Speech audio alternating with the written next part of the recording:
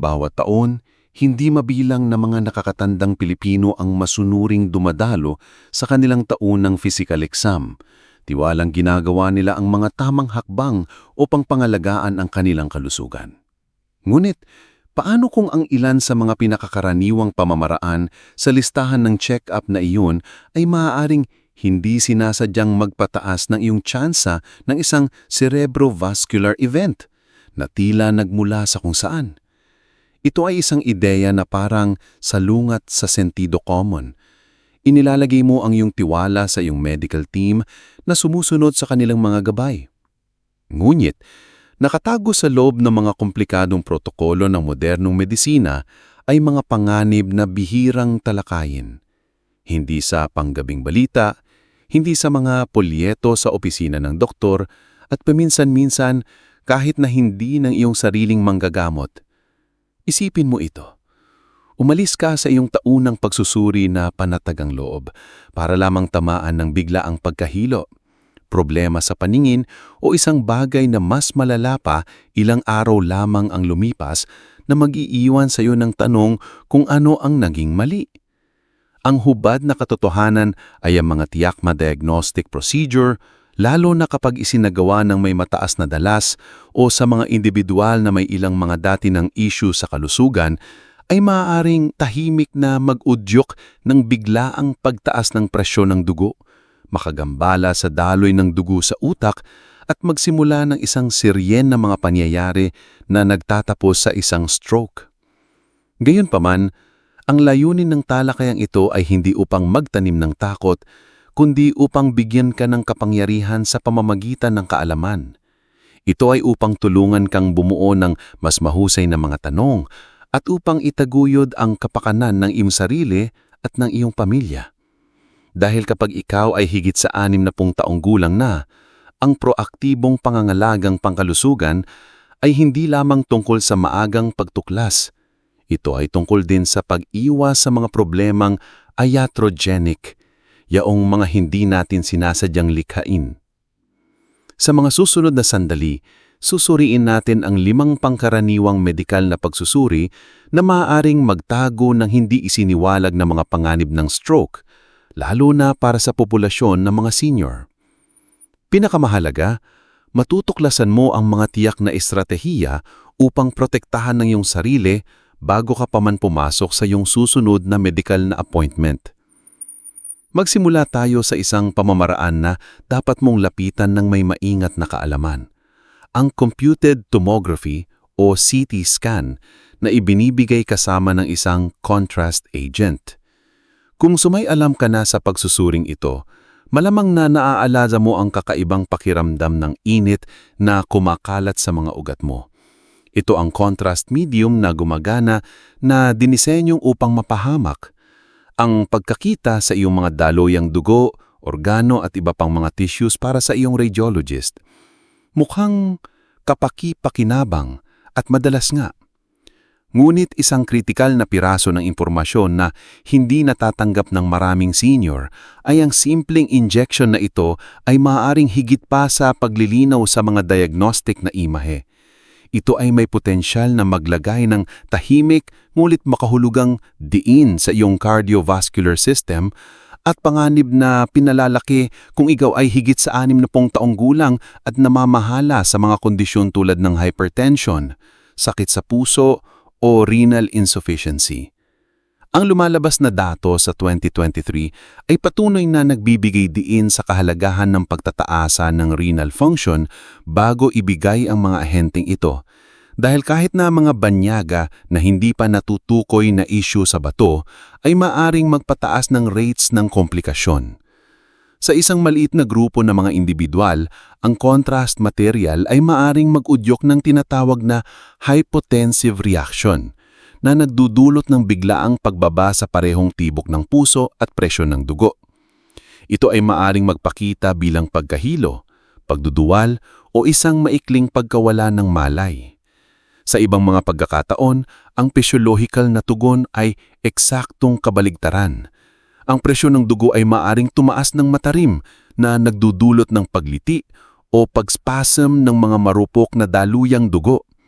Kapag nangyari ito, tahimik na tumataas ang posibilidad ng isang stroke o isa pang malaking ka-heart event. Isang mahalagang pag-aaral na inilathala sa Journal of Neurovascular Medicine ay nagsiwalag na ang mga matatandang nakatanggap ng contrast-enhanced CT imaging ay nagpakita ng mas mataas na insidensya ng mga vascular complications sa loob ng 72 hours na bintana. Ang panganib na ito ay pinakaprominente sa mga may dokumentadong kasaysayan ng mataas na presyon ng dugo, sakit sa puso o compromised na pagganan ng bato. Sa esensya, kung mas marupok ang iyong sistema, mas malaki ang potensyal na panganib mula sa contrast agent. Isaalang-alang ang kaso ng isang 78 taong gulang na babae na sumasailalim sa isang karaniwang abdominal CT scan para sa paulit-ulit na sakit sa panunaw. Ang mga resulta ay hindi kapansin-pansin at umuwi siya. 48 oras pagkaraan, nakaranas siya ng isang minor na stroke. Ang malamang na nag-trigger ay ang contrast medium na malamang na nagdulot ng isang pansamantala, matinding pagtaas ng kanyang presyon ng dugo na nagpatanggal ng isang maliit na plaka o nagpromote ng isang namuong dugo na humarang sa daloy ng dugo sa isang rehiyom ng kanyang utak. Hindi ito nangangahulugan na ang mga CT scan na may contrast ay likas na masama. Ang mga ito ay napakahalaga para sa pagtuklas ng mga kanser, aneurysm at embolism. Ang mahalagang aral ay ang kanilang paggamit ay dapat maging maingat, hindi lamang isang para sigurado na bahagi ng isang karaniwang pagsusuri. Upang maprotektahan ang iyong sarili, bago pumayag sa isang CT na may contrast, tanungin ang iyong doktor, talaga bang kailangan ang imaging na ito para sa aking diagnosis? O sapat na ba ang isang mas ligtas na alternatibo tulad ng isang non-contrast scan o isang MRI para sa isang taong may profil ng kalusugan ko? Isiwalat ang iyong kompletong kasaysayan ng medikal na binibigyang diin ang anumang mga issue sa presyon ng dugo, bato, puso o mga nakaraang masamang reaksyon sa mga contrast materials. Susunod, lumipat tayo sa cardiac stress test na madalas na tinatawag na exercise tolerance test. Sa konsepto, ito ay tila isang maingat na diagnostic tool. Kumonekta sa isang monitor ng puso, magsimulang udlakad sa isang treadmill, at obserbahan ang tugon ng puso sa pisikal na pagsisikap. Ngunit para sa isang individual na higit sa edad na 60, lalo na ang isang may hypertension o kilalang mga issue sa puso, ang tila simpleng pagsusuri na ito ay maaring maging isang high-stakes na kaganapan. Ang mekanismo ng panganib ay simple. Habang umuusad ang pagsubok, hinihikayat kang pabilisin ang iyong paglakad. Ang pagsisikap na ito ay nagiging sanhi ng pagbilis ng iyong tibok ng puso at pagtaas ng iyong presyon ng dugo na naglalagay sa iyong buong cardiovascular system sa ilalim ng biglaan at matinding pangangailangan. Habang ang isang malusog na tao sa kanilang 30s ay maaring kayanin ito ng walang issue, para sa isang senior, lalo na ang isang may dati ng vascular fragility, ito ay katulad ng pagpapaypay sa apoy malapit sa tuyong kahoy na posibleng mag-trigger ng malubhang mga komplikasyon. Ang mga panganib na ito ay kabilang ang mapanganib na pagtaas ng presyon ng dugo, ang pagsisimula ng mga panganib na arrhythmia o hindi regular na tibok ng puso, at sa mga hindi karaniwan ngulit dokumentadong pagkakataon, mga micro-tear sa mga delikadong daluyan ng dugo, kabilang na ang mga nasa utak. Isang pagsusuri noong 2020 sa Journal of the American Heart Association ay sumuri sa higit 1,300 pasyente na mas matanda sa edad na 65 na sumasailalim sa treadmill stress tests. Ang mga natuklasan ay nakagigimbal.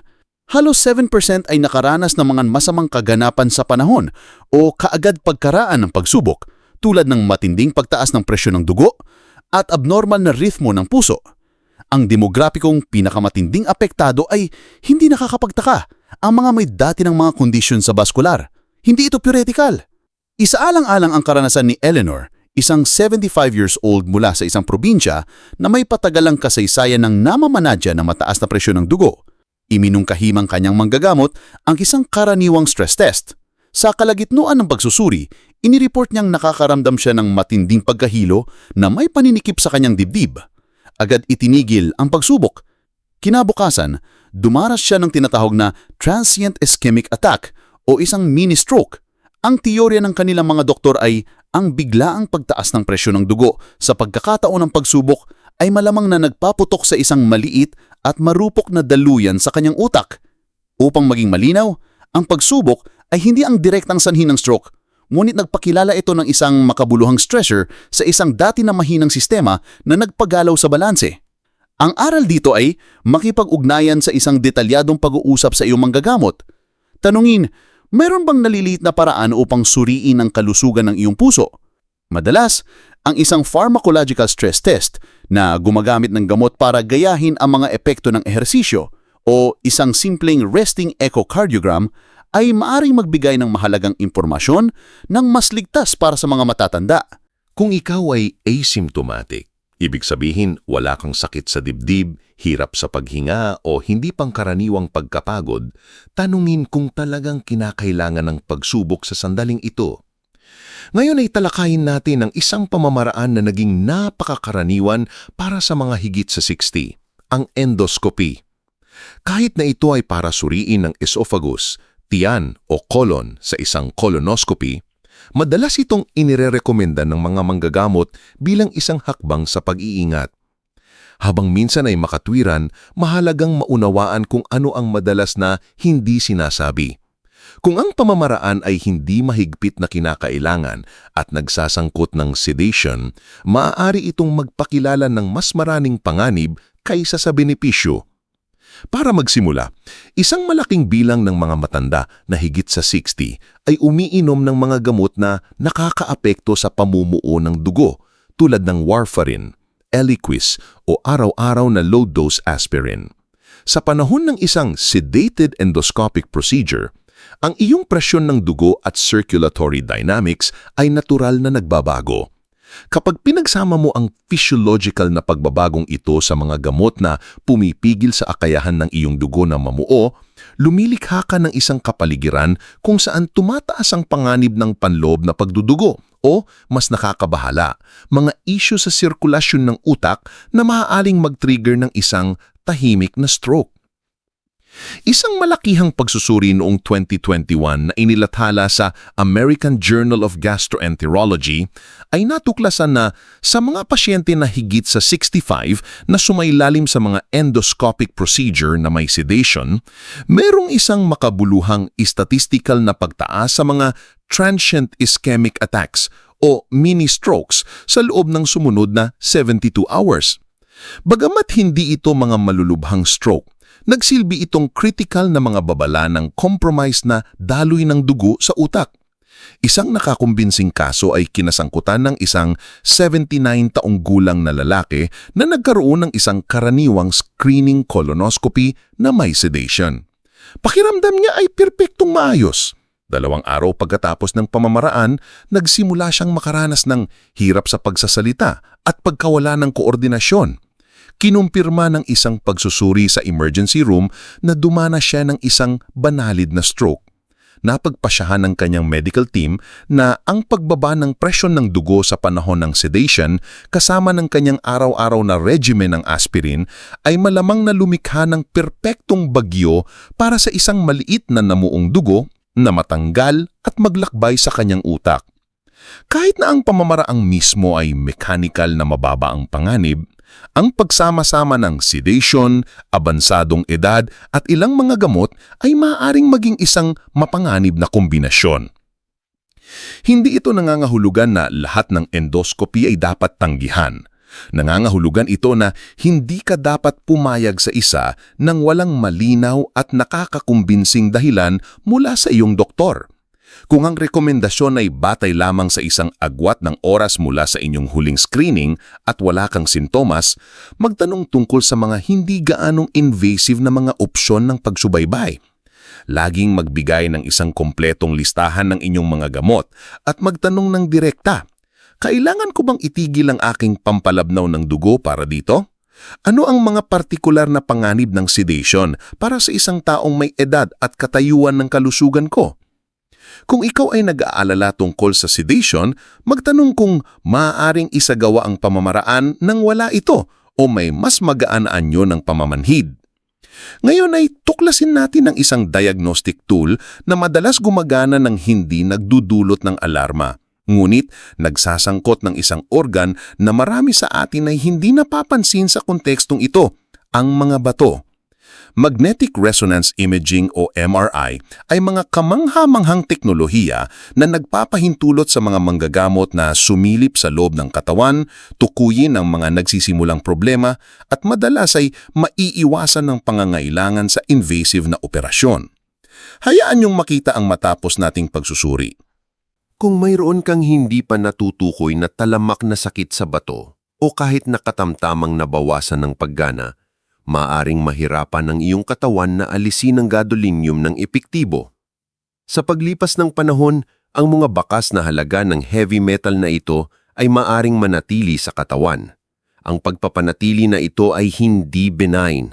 Ito ay tiyak na naiugnay sa isang bihirang ngunit mapangwasak na kondisyon na kilala bilang nephrogenic systemic fibrosis o NSF na humahantong sa pagtigas at pagkapal ng balat at mga connective tissue. Sa mga malubhang kaso, ang MSF ay maaring lubos na paghigpitan ng paggalaw, makapinsala sa paghinga at magdulot ng pagkabigo ng organ. Ngunit may isa pang mas banayad na panganib na nakakakuha ng pansin sa komunidad ng medisina. Ang nananatiling gadolinium ay natukoy sa tissue ng utak at ang mga umuusbong na pananaliksik kabilang ang isang pagsusuri noong 2023 sa Neuroradiology ay nagsisiyasat sa potensyal na ugnayan nito sa mga banayad na sintomas ng neurological tulad ng pagkalito, brain fog at disorientation, lalo na sa mga individual na nasa panganib na para sa mga problema sa sirkulasyon. Isang landmark na pag-aaral sa Journal na Radiology noong 2019 ay sumubaybay sa mahigit 2,000 pasyente na mas matanda sa 65 na nakatanggap ng contrast-enhanced MRIs. Sa loob ng isang linggo pagkatapos ng pamamaraan, humigit kumunang 5% ang nagulat ng mga sintomas na parang stroke tulad ng sakit ng ulo, malabong paningin at mga isyu sa balanse. Hindi ito mga ganap na stroke, ngulit sila ay makabuluhang mga pulang bandela. Isang karaniwang denominator sa karamihan ng mga pasyente na ito ay ang dati ng pinsala sa bato, na diagnose man o hindi.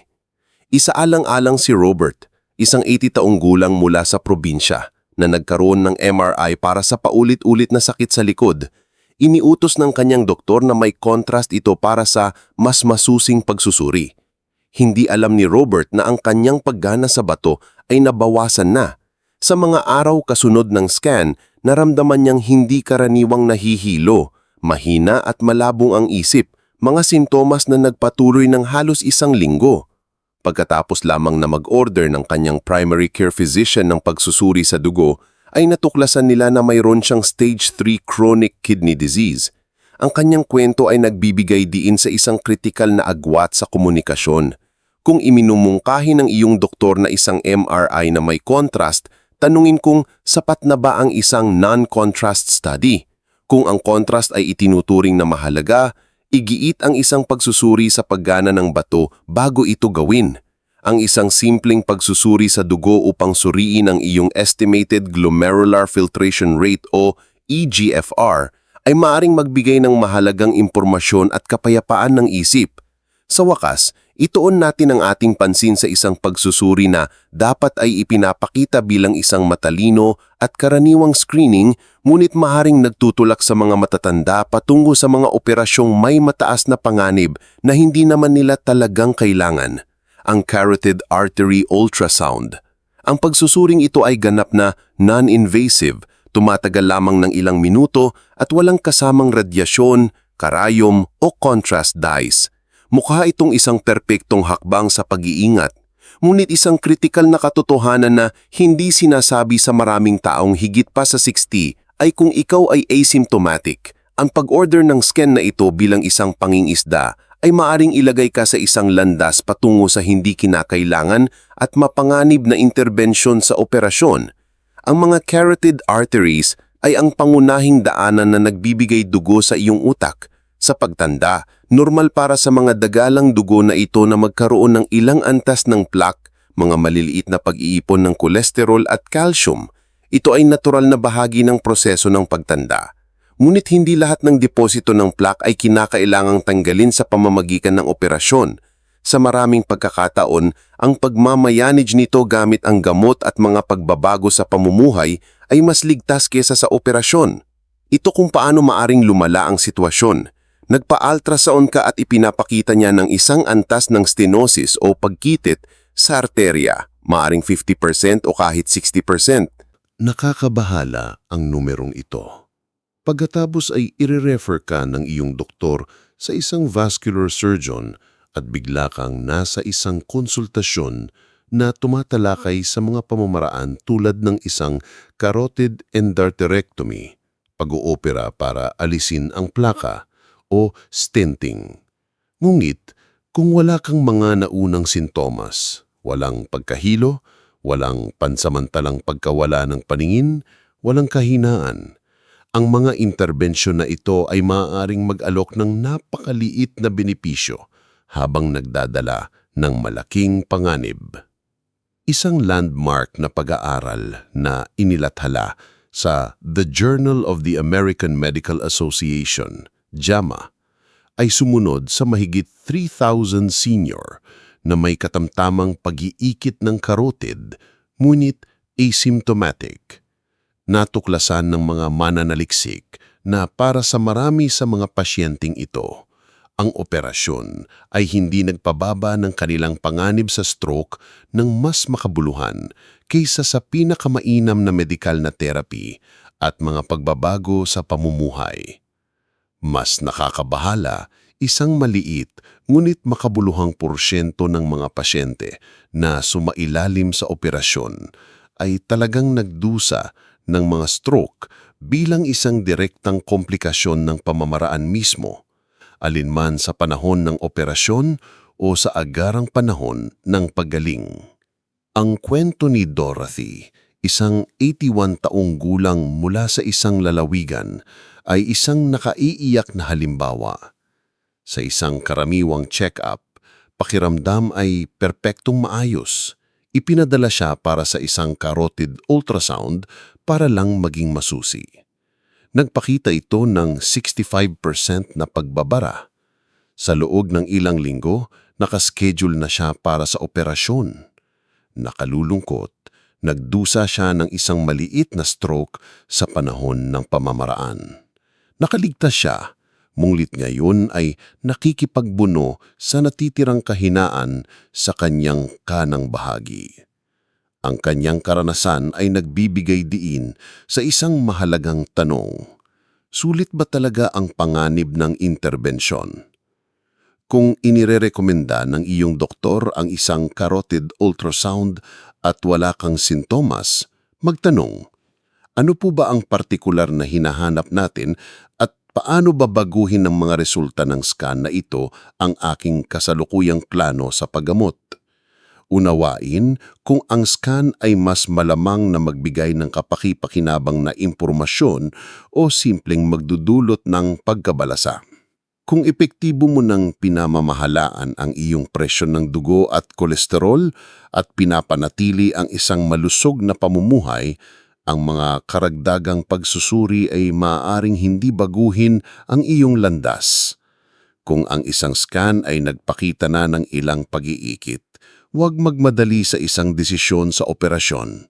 Magtanong tungkol sa panahong-panahong pagsubaybay at laging humingi ng pangalawang opinyon bago sumang-ayon sa anumang invasive na pamamaraan sa vascular. Magtapos tayo sa isang banyagang paalala na ikaw ang pinakamahalagang tagapangalaga ng iyong sariling kalusugan.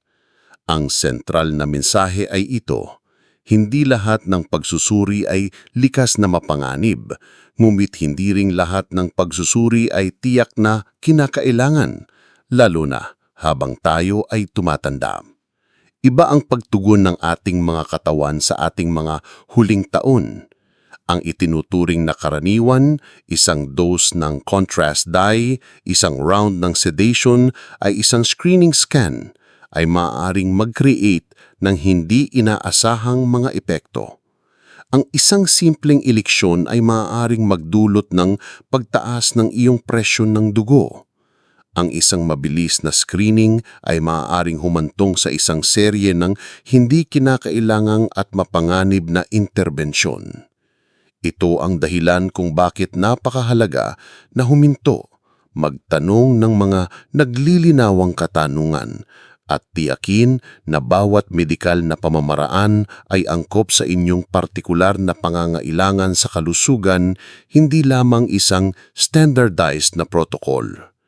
Mayroon kang hindi maikakailang karapatan na gamitin ang iyong boses, na magtanong ng, talaga bang mahalaga ito para sa aking pangangalaga ngayon? At magtanong ng, maaari ba nating tuklasin ang isang mas ligtas na alternatibo? Ang mga desisyong may sapat na kaalaman ay ang pundasyon ng positibong resulta sa kalusugan at kapayapaan ng isipan. Ang iyong lakbay sa kalusugan ay natutangi at ang iyong boses ay isang makapangyarihang kasangkapan sa paghuhubog nito.